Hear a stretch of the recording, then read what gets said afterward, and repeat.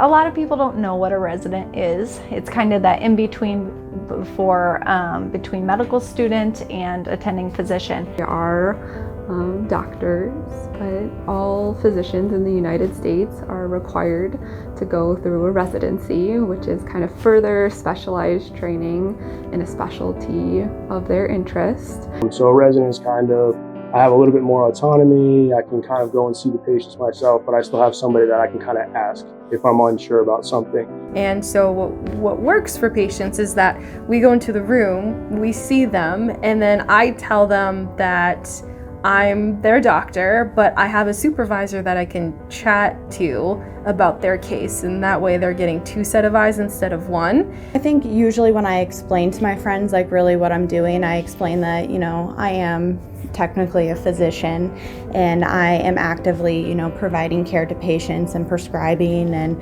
actively engaging in their care. It's just I do that with the safety net of I have a supervisor.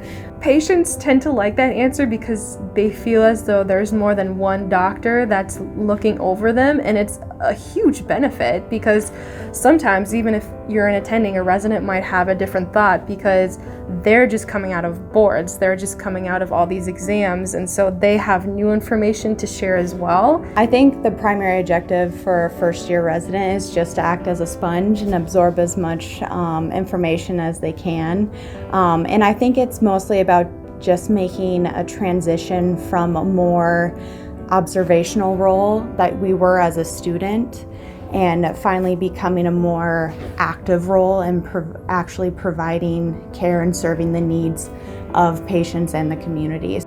Yeah, I'm just trying to, learn, figure out pretty much like what I don't know and fill in those gaps.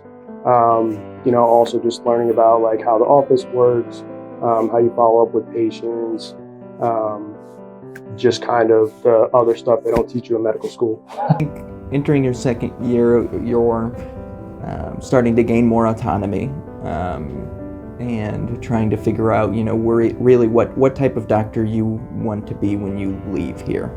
So going into the second year, we spend a lot of time with different specialists. And I think one of the primary goals of that is to kind of be able to prep our patients in the future for what they can expect when we send them to specialists. For a third-year resident, this is kind of your last year of training before you go out and become an independent physician. The main objectives, I would say, is becoming more independent yourself, as well as teaching the younger doctors different skills and procedures. Typical day for me, so every month we typically are in a different part of the hospital. So we might, for the last month I was in the ICU, so I would go in early in the morning, round on the ICU patients, write up some notes, and then the second half of the day maybe do some procedures that are needed to be done in the ICU under the supervision of those ICU doctors. I've learned to manage more patients during my clinic.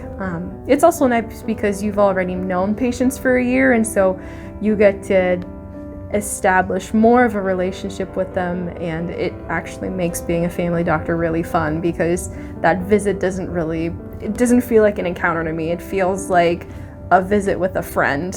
Yeah, Union Point Health, they've always said it's all about physicians and patients and that relationship like we've talked about. They've really been very supportive of the residency program as well as their physicians here, and it's been a joy to work with them as well as the specialists here. Really support our family medicine program and enjoy teaching us residents. It's really nice to work in a healthcare setting where everyone helps each other and everyone wants the best for their patient at the end of the day. It makes it easier to be a doctor, really.